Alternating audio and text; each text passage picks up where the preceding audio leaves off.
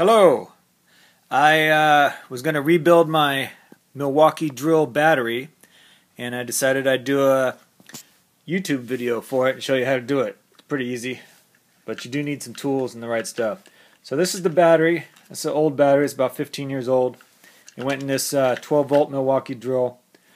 And what you're going to need is you're going to need 10 of these sub-C batteries. You get them on eBay, and you know, the stock ones had about 1700 milliamp hours, and these ones I think are 2900 milliamp hours, so it's actually going to be a better drill when I'm done. Okay, so you're probably wondering how to open this. I already opened it, and then I decided to make the video, so bear with me. What you're going to need is a Torx bit T10, and those are for these screws right here. And so what you do is you take out all those screws. And once you get the screws out, this thing slides off. Alright? See? And then this thing right here was attached to it. You just cut it with tape. You cut the Scotch tape off, and you pry up these fittings right here off the batteries. And that'll take this off. You're going to need this later, so don't destroy it. Just kind of take it off and set it aside. Alright? You're going to need a soldering iron and some regular solder that you buy at Ace or whatever. And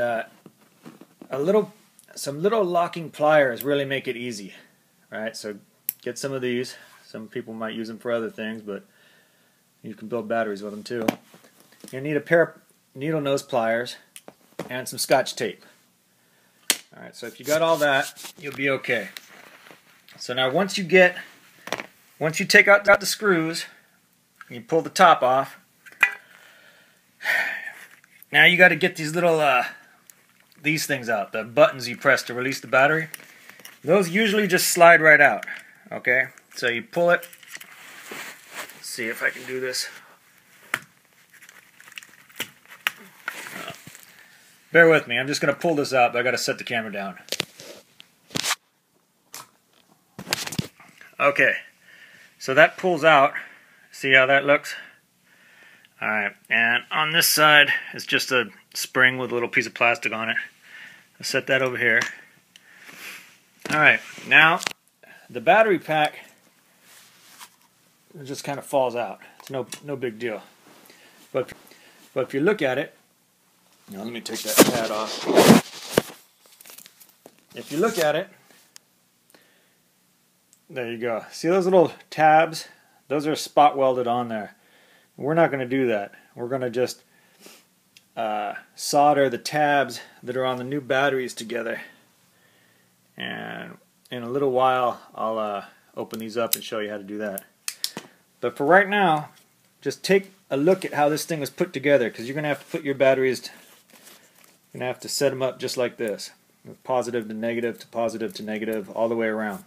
So these are 1.2 volt batteries, and 10 of them makes 12 volts. So that makes your 12 volt battery pack. Or if you're doing an 18 volt battery, it's the same thing. You just need more batteries. Alright, so let me stop this and I'll get the batteries ready. Okay, so here's all the batteries. There's 10 of them, because I'm doing a 12 volt battery. Now, I don't know if you can read this, but it says 2900 mAh, 1.2 volt, and so that's 2900 milliamp hours. They're better. These are pretty good batteries. And you see that little tab on there? When you buy them, get the ones that have the tabs on there. That way you can solder them. Now they come with like a red and a black plastic shroud over them. Go ahead and pull those off. And then, so you have just the metal tab. Then we're just going to solder these together. Alright, so hold on. Alright, I'm getting ready to do the first solder bit. So, see how that one's negative? That's going to be this one. That's negative to positive. And I'm just going to solder those two leads together. Alright, if you look, this one, here, check this out. don't know if you can see that, but it goes over to this one. So I've got this little tab bent out. I'm going to put the next one over there. Okay. Alright, so check this out. This is where those clips come in handy. Just hold those two things together and it makes the solder just real nice and easy. Okay, after you solder them together, push that tab down as flat as you can get it, and then wrap it with a piece of tape so it doesn't wiggle. I'm going to put a piece of tape on it, and then I'm going to put this one on right next to it.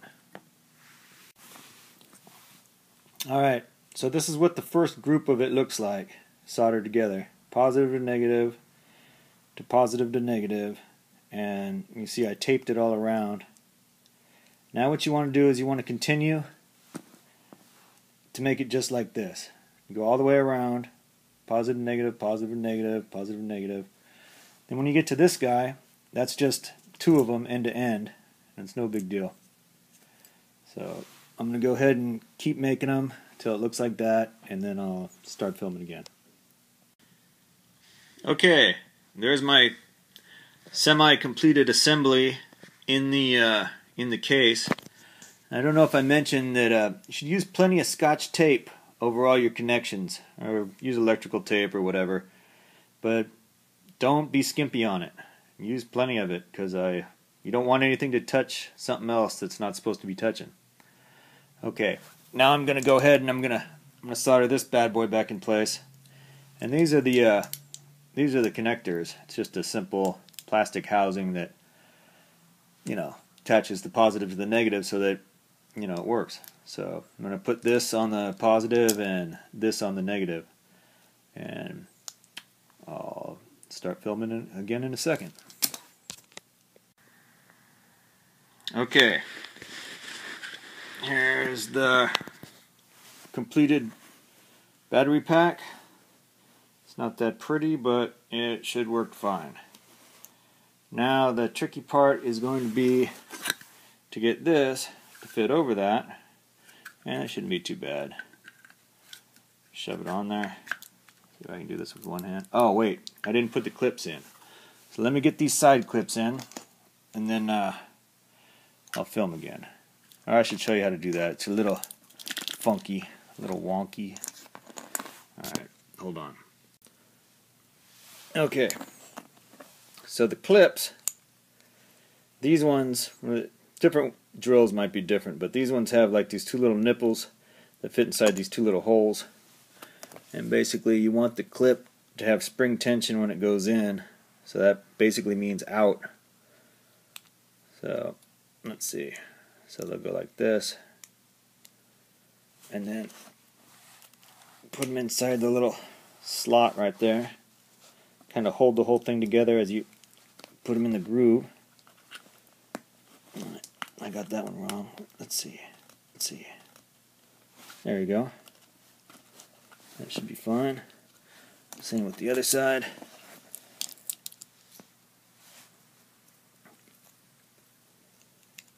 Alright, put the things in the things.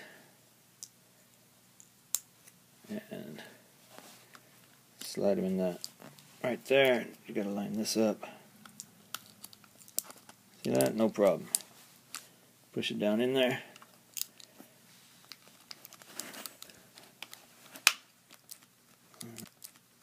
Looks like they work alright.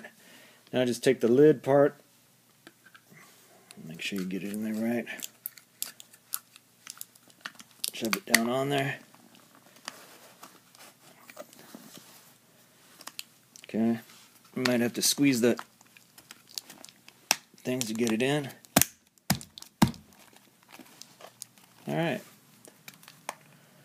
Now just take your screws, your bolts, your Torx head screws, and screw it in. You can see the terminal things are all in the right spots, and now you have a 12-volt battery. Alright.